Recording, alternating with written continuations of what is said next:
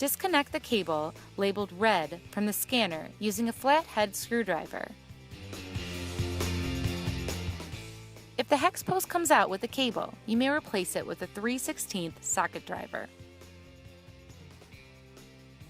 Remove the 2 screws from the scanner bracket. Remove the old scanner. Hand start the 2 screws while holding the scanner to the bracket.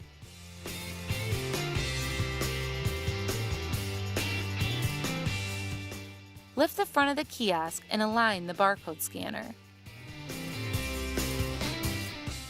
Tighten the 2 bracket screws. Install the new scanner by connecting and tightening the cable with the red label.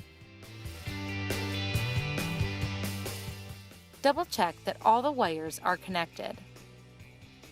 Close the kiosk by screwing in the 2 screws in the back. Power on the kiosk to confirm proper installation.